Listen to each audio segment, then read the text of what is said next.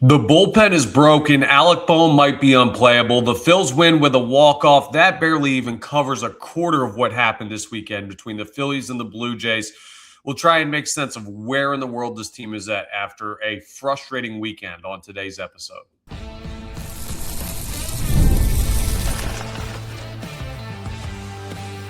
You are Locked On Phillies, your daily Philadelphia Phillies podcast.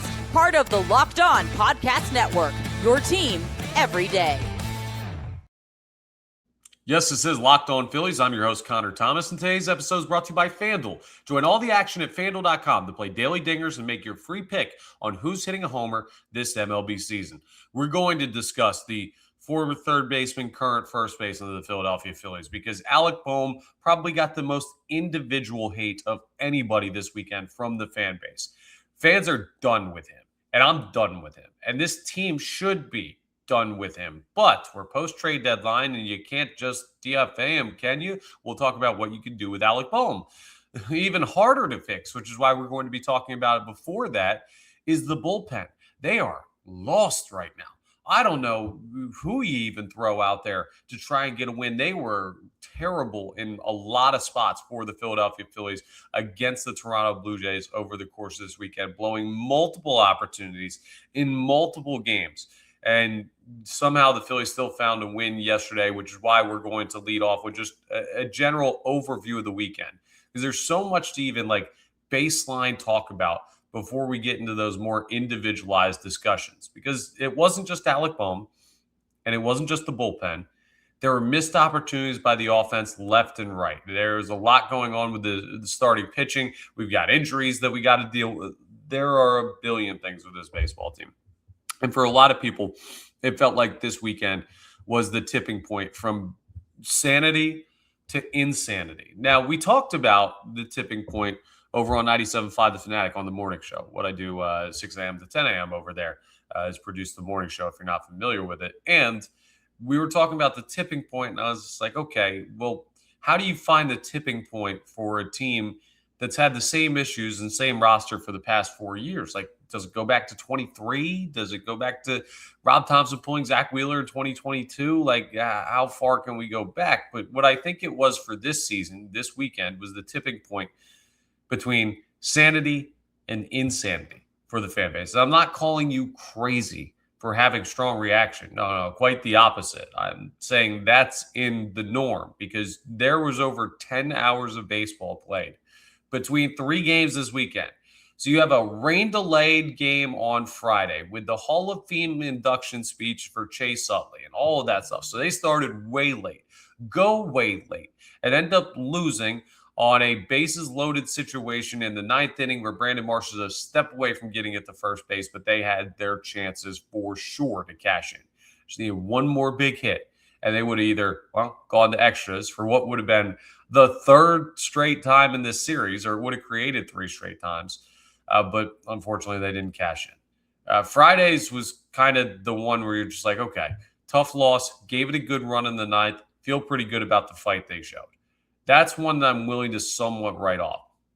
And then Saturday rolls around, and the bullpen implodes, and the mental mistakes are all over the place. And Alec Bohm looks lost at first base, and guys look lost at the plate, and the bullpen is just not usable. And then Sunday rolls around, and you're down 2 games to none in the series, trying to avoid being swept. Jesus Luzardo has a great start and goes out there. Don't let the good performances get lost in this weekend. I know that's tough for a lot of people who are very upset with this team right now, but Luzardo just K'd 12. Kyle Schwarber, who was on a homerless drought since the end of June, right? Where I think it was mid-July. So it was 3 weeks plus. You're looking at a situation where he is now the proud owner of a 2-homer streak in the last game that you're looking at. But one of them was an absolute nuke. So yeah, he went absolutely berserk in the first couple innings of that game compared to what he's been doing. Oppo, pull into the second deck. You got to break out from your biggest, most important power hitter, and maybe most important hitter overall. There was some good stuff in this series. But overall, it was just what in the world are we watching?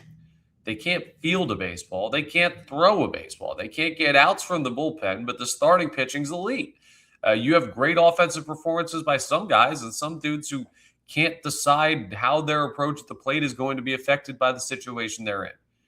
And you get into the clutch moments of the game. It's like all you have to do is hit a fly ball to the outfield.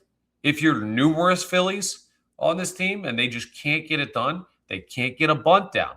I watched the National Series where you saw Miles Michaelis get a big bunt down. A pitcher who hasn't had an at-bat in like 4 years. And you can't bunt the baseball?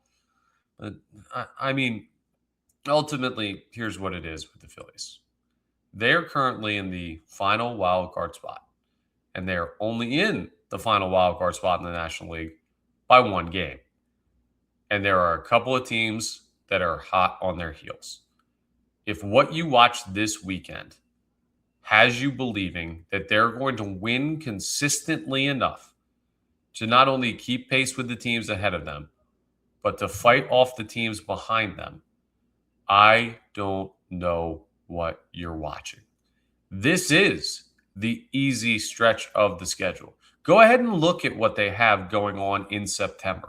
I'll tell you, so you don't have to look it up, just in case you listen to this while you're driving or anything like that. Final month of the season. Diamondbacks, team close to you in the postseason race, same exact record as you right now. Braves, divisional opponent, leading your division. Astros, game over 500. Maybe a little bit of a reprieve there. Back to the Braves. Then to the Nationals, who are a divisional opponent and right around 500 at this point. Yeah, you get the Mets. Okay, cool. Then you round out with Brewers and Rays, 2 of the top teams in all of baseball. You need to cement your playoff position in August because in September, that road is going to be too tough for a temperamental baseball team that does not have a bullpen you could trust, a first baseman you could trust, a defensive alignment that you could trust, a lineup you can trust. Shall I go on? To make matters worse, the injuries have started to pop up. In just the past week, you've had Andrew Painter go down with a bit of a hamstring issue and get pulled early in his start. Now, he's supposed to start tonight in St. Louis. He's ready to make that start, so he's good. But it's something to monitor, right? Hamstrings aren't just a, yes, you're hurt, no, you're not hurt. Like, that's a kind of nagging injury can be. They're very hard to fully get rid of. So keep an eye on that. So Painter's feeling it a little bit in the hammy. Derek Hill runs into the center field fence, shoulder contusion. Now, he was back out there. He played the hero yesterday with a walk-off winner. Thank goodness it was Derek Hill and not somebody like Trey Turner or Alec Bohm who came up in that spot, even though they both had their opportunities and they both had miserable at-bats in the clutch yesterday, which is just lack of approach, lack of feel, and lack of execution. But we're talking injuries here, so I want to stay on what we're on. Aaron Nola gets hit with a comebacker in like the shin ankle area, and he gets lifted from the game. Now, the expectation is that he's going to be fine, but that's another of your starting pitchers that's got a little bit of something going on that you have to watch. And then Caleb Killian yesterday throws the final pitch of his outing, and he grabs at his oblique or his abdominal area, and you have to concern yourself with that because if you have an oblique strain, we saw Duran have one earlier this year. He was out for a period of like 2 weeks.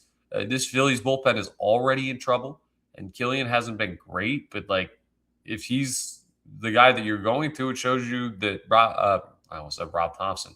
See, that's how much my brain is messed up from this weekend. 2 extra inning games and so many hours of baseball. And it's like all of it was mind-numbingly bad for the Philadelphia Phillies. Well, just about all of it, outside of Luzardo's start, Schwarber, and some other stuff that you saw from like some choice individuals.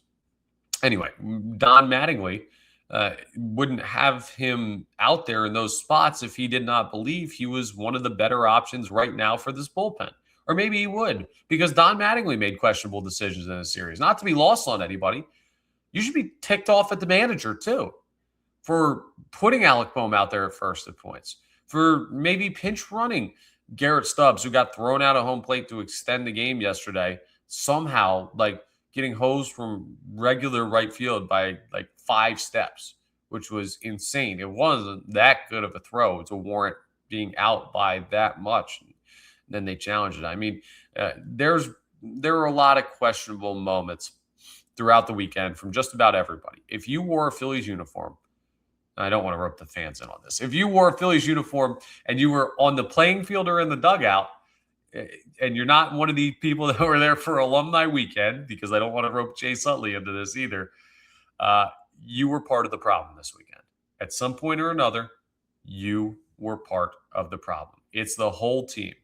I feel like Jason Kelce. It's the whole team. But that's what it was, and that's what it is. And that's not what it's been all year. As much as they haven't had like straight line success where everything's working at once, they haven't had, since they got Rob Thompson fired, straight line failure where everything is working against them. And like they have issues in every single facet of the game.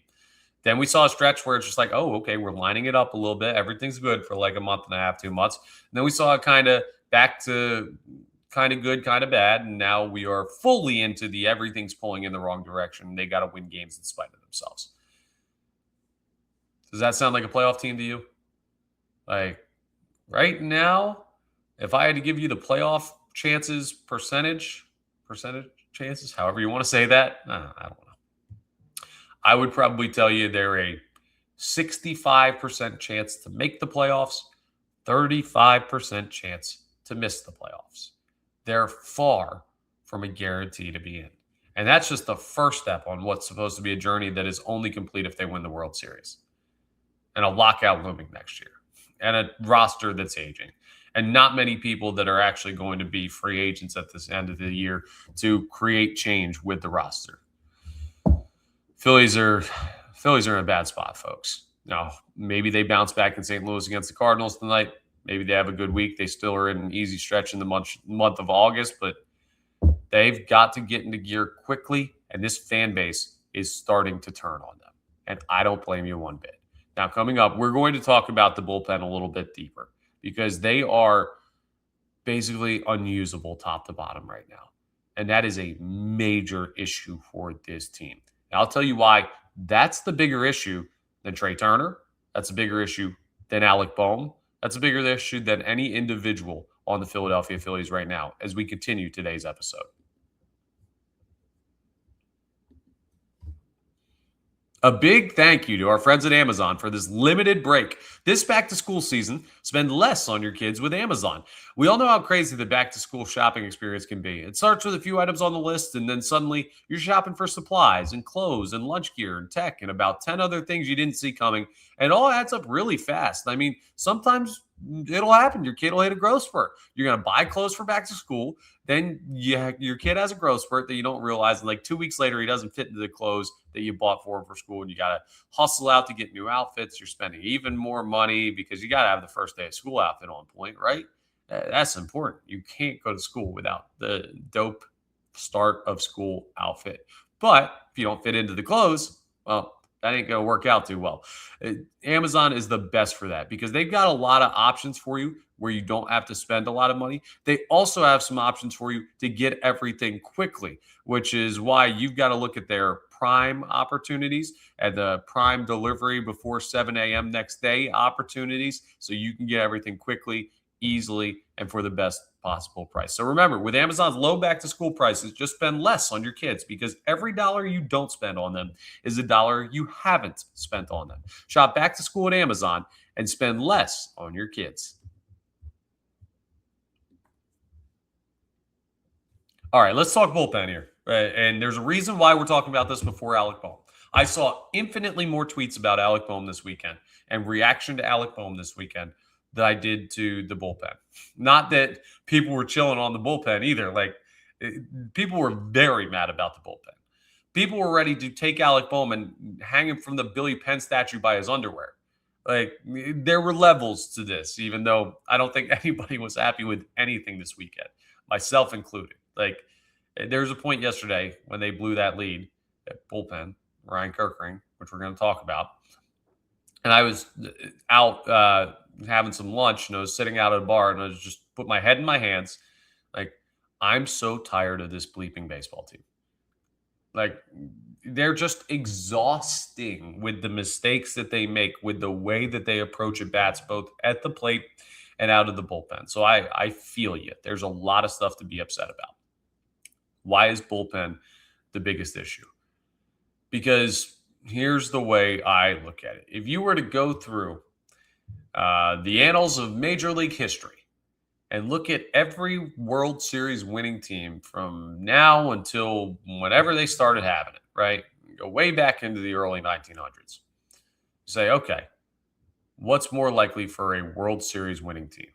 I would guarantee you could find more World Series winning teams in the modern age. Maybe we'll just say the modern age, because stuff with different starters would throw every single game and throw 9 innings. You can find more World Series champions that had a bad shortstop or a bad third baseman than had a bad bullpen. A bad bullpen is made up of 8 different arms on average. Trey Turner's one guy. Alec Bohm is one guy. When you look at their shortcomings, you can say, okay, well, if they hit over and the rest of the lineup just has a good stretch, you're going to win those games, right? You're going to win a good amount of those games. If the bullpen as a whole does not have it, if you have major issues with not having guys you can trust in the pen to go to at any given time, you're not winning those games. They much more affect the game than one individual hitter or fielder does. Sure, are there certain instances where Bohm might go 0 for 3 at the plate or 0 for 4 at the plate and make an error or two in the field, and you could say he's the main reason they lost that game? Yes.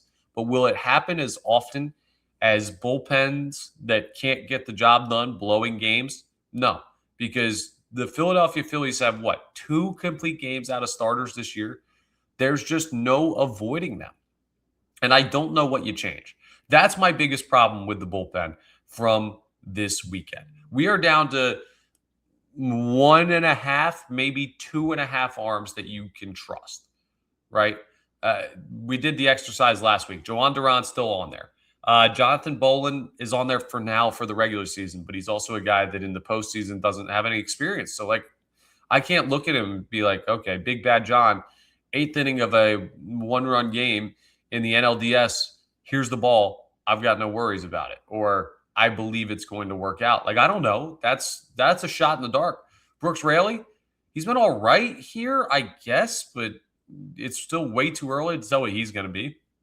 Caleb Killian, more bad than good, and he just got injured. And it's too early to make a full determination on him, but he doesn't look great. He looks like a 4+ ERA guy that you acquired as just a throw-in for the Arise trade. And then the rest of these guys, man, I'll tell you right now, blatantly, and I'm sorry if this is not sugarcoating it enough or if it's just generalizing a year's performance into what I saw this weekend. And if I'm being emotional, you tell me. We'll run through the names in the bullpen. Alan Ronhell stinks. Chase Shook stinks. These are Tanner Banks, wherever he is these days. Majorly underperforming stinks. Jose Alvarado can't find the damn strike zone ever. This dude's issue of being able to throw strikes is insane where we've gotten. He is not a first-year Major League Baseball reliever. This is a guy that has been doing this for a while and still doesn't seem to know where the strike zone is. We need to Rick Vaughn get him prescription glasses. That's where I'm at with Jose Alvarado, because he just cannot find it. And I don't know how he's usable going forward. And then Orion Kerkering, it's just, the funny thing about Orion is he doesn't stink. He's got good stuff. Alvarado does too. He just has no idea where it's going any of the time. Kerkering has good stuff, and he commands it well for 90% of an appearance. And it's I got 2 outs and 2 strikes. Let me absolutely soil myself. Let me have zero ability to close anything out. Anytime I get to the precipice of doing something great, let me just remind myself, oh, this is a pressure spot. And then I collapse. You want me to get excited over Jonathan Bolin? You want me to get excited over Tim Meza? You want me to get excited over these guys that are, sure, definitely important for the regular season and have stepped up based on what you can expect from them. But at the end of the day, if they step up and every other high leverage reliever steps down, you just have a bunch of guys who are middle of the road, mid, as the kids call them. In the Phillies bullpen right now, if your starter does not go 6 innings, you're dead. If your starter goes 7, you're very possibly still dead. If your starter goes 8, you better have a lead, because if you're going to go to extras, you're probably dead. It feels like the only way the Phillies can win ball games consistently right now is if either Jesus Luzardo, Zach Wheeler, or Christopher Sanchez are on the mound and go 8 innings, and the Phillies have a lead when they leave the ballgame. Short of that, I don't feel good about any situation, unless you're going to start throwing Duran like 2 or 3 innings at a time, which they're not. That's unrealistic. I'm just saying, like, that's what it would take for me. He's the only guy I fully trust. And Bolin is like a second to that, and a distant second. And that's no knock on him. It's just like he's not an all MLB closer. He also wasn't expected to be all that good. You see why this is more of a problem? Because Trey Turner can make an error, and a great pitcher on the mound could strike somebody out, and the next thing you know, it makes no difference, right? Alec Bohm could strike out, and the guy behind him in the lineup could pick him up. That's possible. You blow a lead in the bullpen, you can't have negative runs put back on the board by another reliever picking it up for you. That puts it on the offense to go back out and try and consistently score, which we know has been a major issue for them. You saw it with the Washington Nationals a couple of times this year. The Nationals have one of the worst bullpens in baseball. The Phillies aren't quite there yet, but they're not good. The Nationals would have a great offensive performance. They'd get down to clutch time where it's like, okay, we feel pretty good about our chances to win it. Then you go to the pen in the 7th or 8th, and the next thing you know, game's tied. It's just like, well, we've already expended all we've got offensively to get to this point and build this lead, and now the momentum completely shifts, and we lose on a Derek Hill homer or a Brandon Marsh homer or a Bryson Stott homer, or all the ways that the Nationals found to lose that series to the Philadelphia Phillies. That's what it felt like from the other side for the Phillies this weekend against the Toronto Blue Jays. And if anyone's looking at the Blue Jays and hasn't been keeping up with this year and say, well, Connor, that team took the Dodgers to 7 in the World Series last year. They have stunk this year. They have. That's not a quality opponent right now that you're facing, or that you were facing, because now you'll move on to St. Louis. Also, I would say not a quality opponent. But are the Phillies a quality opponent? I think my tone should tell you how I feel about this baseball team today. We're going to go down. So we started with the team level. Then we went down to the group level with the bullpen unit and all the guys in there. Now we're going to go down to the individual level, because Alec Bohm is public enemy number 1 in Philadelphia right now. Is that right, or is that wrong? Is the fan base being fair to him, or are they overreacting? I just told you I think the bullpen's the bigger issue. What do I make of Alec Bohm's season so far, and the weekend that we had, and everything that led into this? Well, I'll tell you what. I'll break the suspense for you. It's not good. We'll talk more about Alec Bohm and what in the world you do with him, because there is an option for replacing him as we continue today's episode of Locked On Phillies, part of the Locked On Podcast Network, your team every day, and now the #1 sports podcast network. Let's talk about our friends over at FanDuel. They are the absolute best. And Locked On Phillies is brought to you by FanDuel today. Baseball fans, if you think you know who is going ahead and hitting everything out of the ballpark right now, and you want to play daily dingers, you get a chance to call your shot. Not just a chance, a free chance with FanDuel. It's easy to play. Just make your free pick for who you think will hit a home run in their game.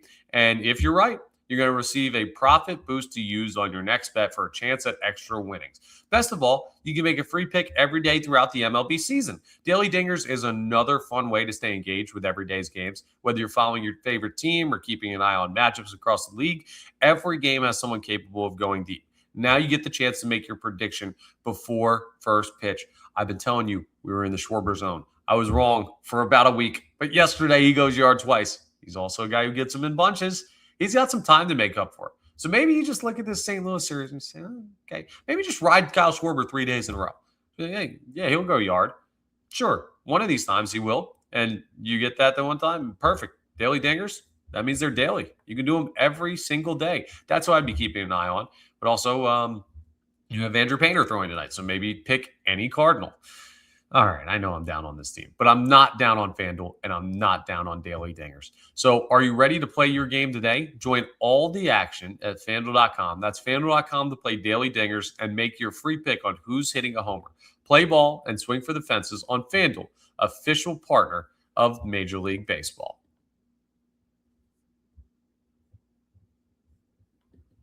Let's talk about our friends over at Odoo.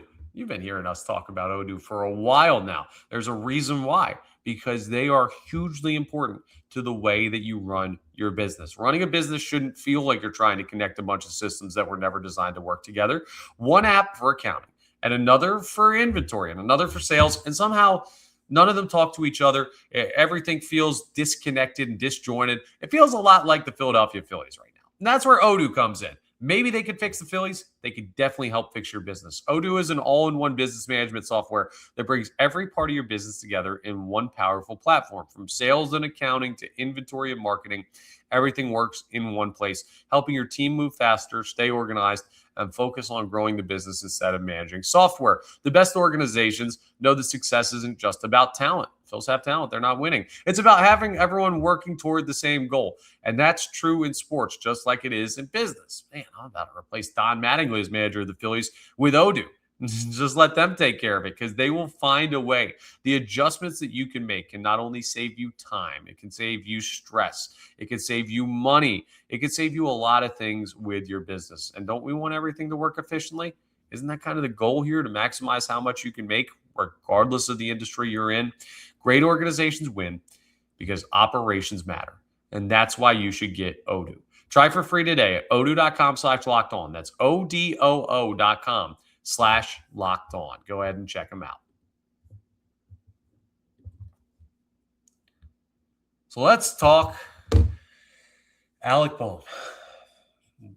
Like the most frustrating individual Philly to me because he has the ability. Like I get the Trey Turner stuff. Trey Turner's been really good at the plate at points for this season. And defensively, he's actually been solid since they made all the changes. Like he hasn't had any major missteps. Maybe there's a part of him where he's like, hey, if I'm going to stay here at shortstop, I know the floodlights are on me. I need to lock in. But either way, like he's been better defensively. He's had some bad at-bats. That's a conversation for another day. But at least he has pop. And he won a batting title last year. So Trey Turner can do it. I'm not totally sure that Alec Bohm can. Like the career numbers, sure, you could say he hits around 275. The RBI numbers, he's had big-time RBI seasons. Okay. He's been an all-star starter once at third base for the National League team. Bryce Harper starting at first, Trey Turner starting at short, Alec Bohm starting at third. He was in that category with those guys. Cool. The clutch gene is just non-existent. He's the batting version of Orion Kirkring, and Orion Kirkring is the pitching version of Alec Bohm. They are one in the same. That anytime a moment finds them, they seem to crumble. And that is something that is not based on talent. And it's not based on preparedness or anything like that. It's not based on how hard you work. You know what that is? That's based on what's inside here. It's based on what type of heart you have. Are you in a big spot where you're going to refuse to be beaten by somebody? I don't care how hard they're throwing. I don't care what they're throwing. I don't care what the situation. I got a chance to help my team win in a big-time opportunity, and I've got it in me to say, yep, I'm going to get that job done. Like, I've got the resolve, the focus, all of that stuff to get that job done. That's heart. And you've seen too many times with those two guys, Kirkring and Bohm, they're very good when the pressure is not on them, and when the pressure is on them, they crumble. So that is the issue with Alec Bohm. But what it's manifesting itself as is equally as troubling, right? I don't just want to talk the very nebulous, he doesn't have that dog in him, because there's no stat for it. I saw someone put out the Orion Kirkring's like dog plus, making fun of the like WRC plus or whatever is minus 1 million. I would imagine they'd say the same for Alec Bohm. That's not a real statistic. So there's nothing that we can use to actually straight up say that. You can't test them in a lab or anything. Maybe they can. Science is crazy these days. But what I do know is what's happening on the field, how it's manifesting itself, what it's causing him to do. I watched the Luis Arraez at bat this weekend where the guy saw double-digit pitches, created a run-scoring opportunity in a huge spot for this team. Alec Bohm comes up, and he swings at the first pitch. Like, is he blindfolded in the batter's box or on the on-deck circle? Like, is he standing there preparing for his at-bat or taking his at-bat without having eyes in his head? Can you not see what is happening directly in front of you? Maybe he can't. Because on the defensive side, he had a play this weekend, which I think is the worst play of the Philadelphia Phillies season, where he got a ground ball to first base. Runners on first and second. And it was a slow ground ball, so he wasn't going to get anybody on it. And he picks up the ball, and he turns and just faces third base. Pitcher's covering, and he would have gotten the runner, but he just doesn't take care of the runner at first for some reason. And this might be Chase Utley's fault because he might have been trying to throw behind the guy at third, and maybe he was incepted by watching Chase Utley go onto the Wall of Fame and probably seeing a bunch of videos of the throw in the World Series back in 2008 where he faked to first and then threw home and got Bartlett out, and it was a seminal moment of that World Series run. Whatever the case may be, and I'm tongue-in-cheek blaming Utley for this, it's on Bohm. Ground ball hit that first base, field the ball and step on first base. It's like every little league kid in the country makes that play. I don't understand what he's thinking at times, and he may just be, I'm not calling him an unintelligent person, right? I'm not saying this guy's an idiot. He's a moron. Get him out of here. He has no, but he may just be an unintelligent baseball player. The reason, though, why I bring him up last is because there is a clear solution. The Philadelphia Phillies can just sit him down, sit Alec Bohm. Now you're going to mentally lose him. Does that matter? He hasn't been clutch in the postseason, so what are you keeping him for? They're not going to DFA him. He's in the final year of his contract. He'll be gone after this year. You sit him down. You play Harper at first. You keep the rest of the infield alignment the way that it is. And then in right field, you just play Derek Hill or Brian De La Cruz, or you figure out a way to move around Marsh and Crawford, and you make that work. It's that simple. You have a way to avoid playing Alec Bohm if you want to avoid playing Alec Bohm. Are the Phillies ready to do that? I don't believe they are. Is the fan base ready for it? Absolutely. So they need to understand, they sat him down this weekend and he had a temper tantrum. It was a quote-unquote planned sit-down day for him, Don Mattingly said, but this guy's a mess right now. He is in the worst individual spot of anybody on the team, and I don't really know how it's getting better. And the off-the-field stuff this year has been a lot for him too, I'm sure, and you got to feel for the guy. But ultimately, this ain't a participation trophy league. We're trying to win a World Series. If you can't help us, you are getting sat. And that's what I would do with Alec Bohm. They tried him in the 8-hole. I guess they're 1-0 in those games because they won yesterday, even though it was a struggle and no thanks to him. We need to be done with him. The Alec Bohm time needs to be over. And I understand there's a month and a half left of the regular season and then the postseason, but you're not good enough with him. I need you to sit him down and change things because you are in dire straits right now with even making the postseason. And if they don't make the postseason because they're too committed to keeping Alec Bohm out there, I don't know how I'll react, but it will not be a good reaction towards the Philadelphia Phillies organization. So as you can tell, a very happy, lighthearted Locked On Phillies today. Hopefully they just go out and Andrew Painter dices against the Cardinals tonight and we have something good to talk about tomorrow. But that's all for today's episode. Thank you so much for joining us. Please make sure you're rating, reviewing, subscribing to the YouTube, all that great stuff that helps us out. Check out the Postcast, which is also on the same YouTube feed and podcast feed. And I will talk to you tomorrow on the next episode of Locked On Phillies.